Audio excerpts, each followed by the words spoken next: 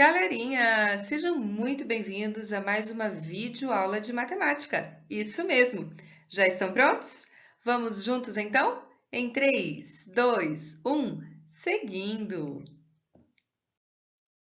E agora, galerinha, o assunto é adição e subtração de frações. Exatamente, vocês já tiveram isso um pouquinho lá no quinto ano. Vamos dar uma retomada agora, ok? Muito bem, na casa de Júlia, o almoço é bem saudável e normalmente eles preparam dois tipos de suco: suco de uva e suco de abacaxi. Hoje, Júlia fez 2 jarras de suco de uva e 2 jarras de suco de abacaxi. E após o almoço, ela verificou o que sobrou desse suco. Acompanhem lá. Da primeira jarra de suco de uva, sobrou 3 quintos, exatamente. Fração que representa 3 quintos, 3 sobre 5. Lê-se 3 quintos. Da segunda jarra de suco, sobrou 2 quintos. Fração que representa isso, 2 sobre 5. 2 quintos, exatamente. E agora, a Júlia teria que guardar essa quantidade de suco na geladeira. Porém, colocar 2 jarras acabaria ocupando muito espaço.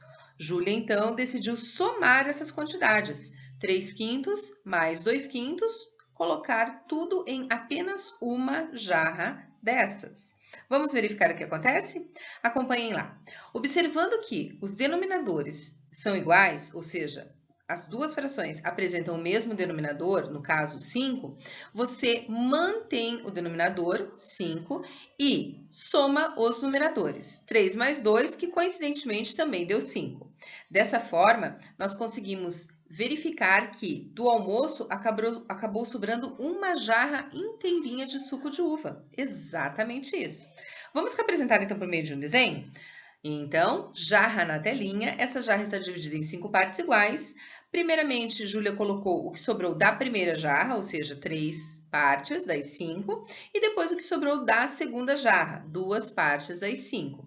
Assim, sobrou do almoço, o suco de uva, uma jarra inteirinha. Perfeito.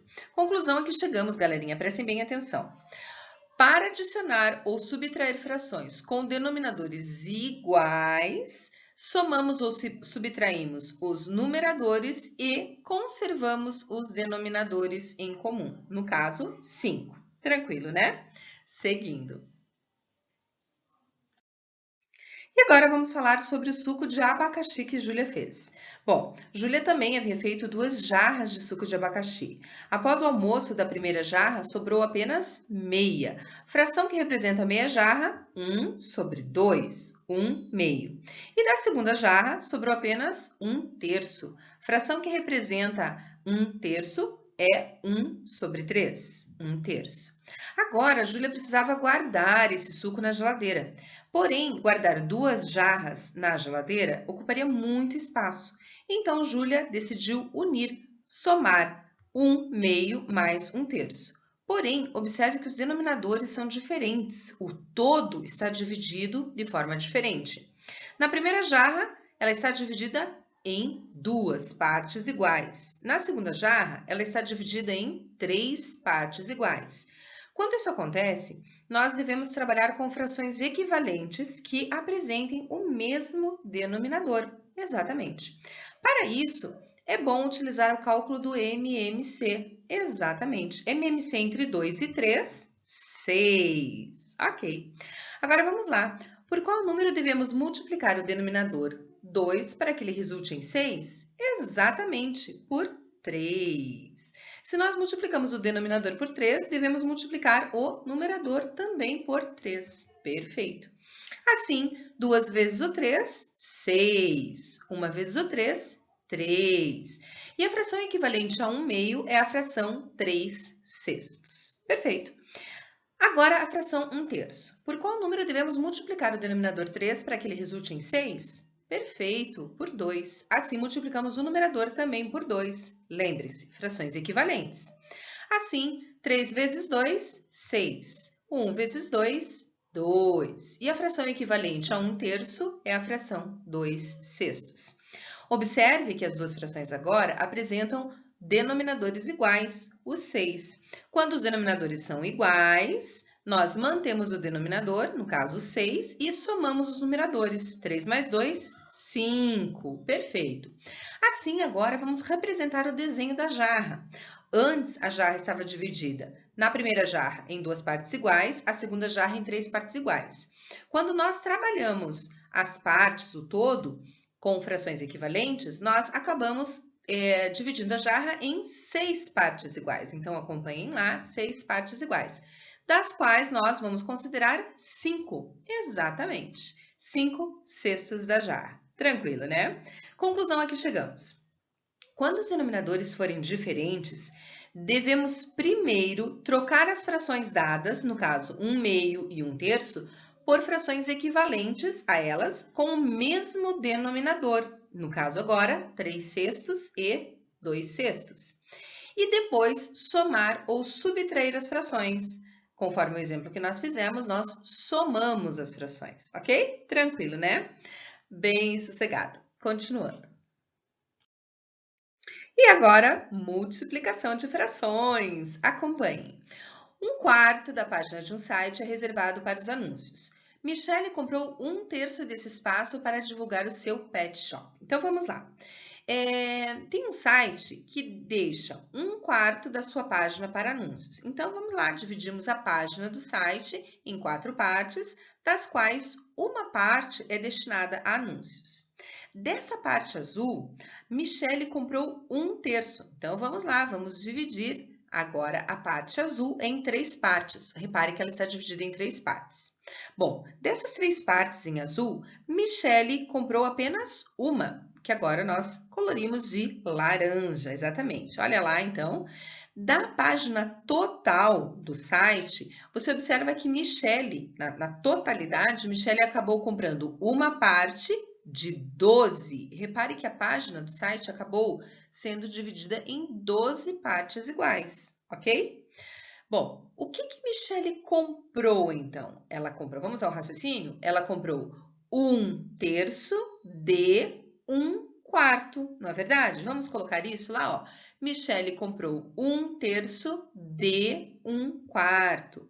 Matematicamente, o que nós devemos fazer? Nós fazemos uma multiplicação. Repare ali que nós já visualizamos que na totalidade da página total, ela comprou uma parte.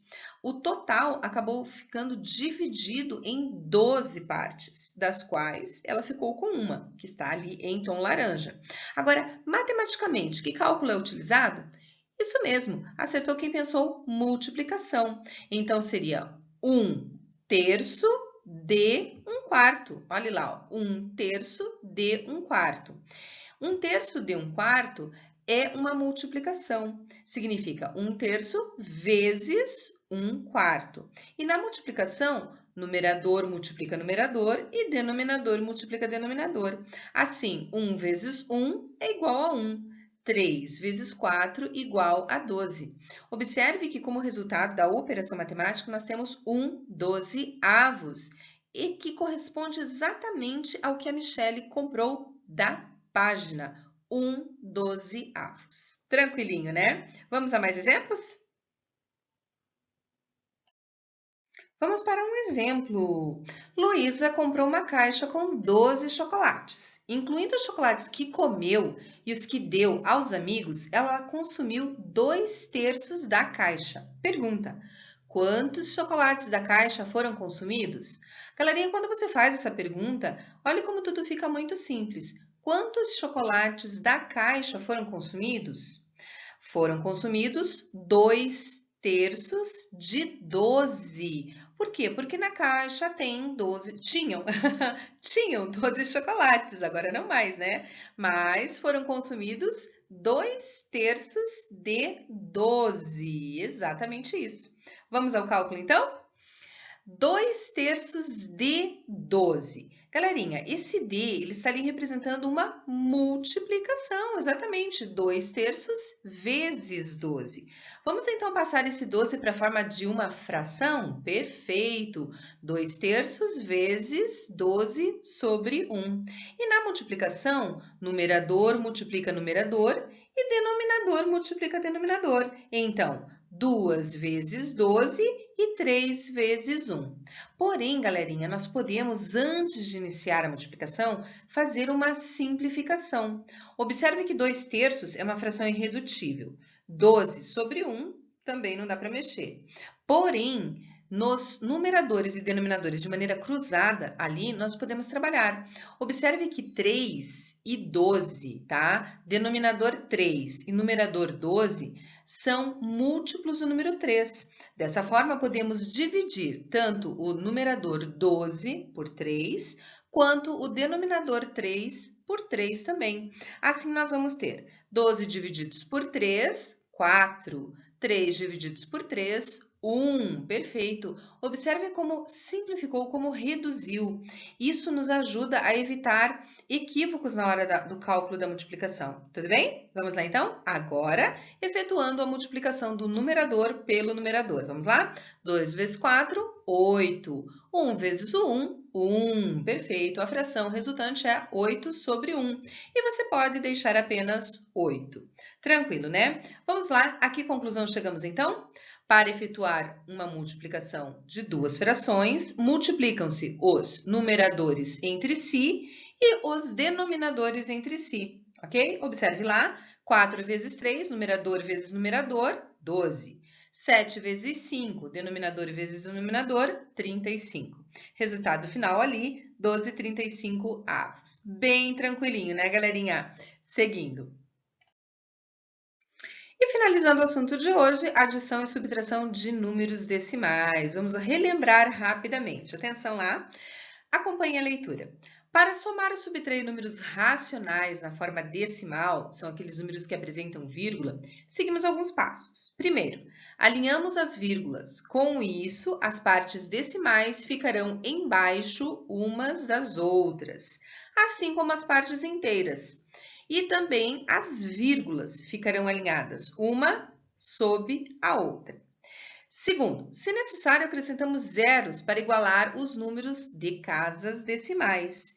E terceiro, adicionamos ou subtraímos como se fossem números naturais e colocamos a vírgula no resultado alinhada às vírgulas das parcelas. Vamos olhar o exemplo? Acompanhem lá.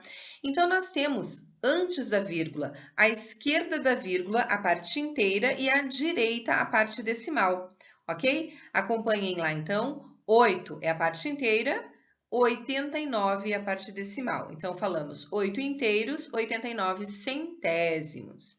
3 inteiros, 25 centésimos, ou 3,25. 12 inteiros, 85 centésimos, ou 12,85. 4 inteiros, 96 centésimos, ou 4,96. E 10 inteiros e 90 centésimos, ou 10,90. Observe que, nesse caso, vírgula está embaixo de vírgula. Feito isso, você executa, ou melhor, conclui a adição normalmente, como se fosse um número natural. E depois, repete a vírgula lá no resultado. Tranquilo, né? A mesma coisa acontece com a subtração. Observe lá, 50 menos 40,85. Você coloca vírgula embaixo de vírgula e efetua a subtração normalmente, ok? Depois, conclui com a vírgula no resultado. Bem tranquilinho, né? Seguindo, então. E é isso aí, galerinha. Chegamos ao final de mais uma videoaula de matemática. Espero vocês no próximo encontro. Até mais. Bye, bye.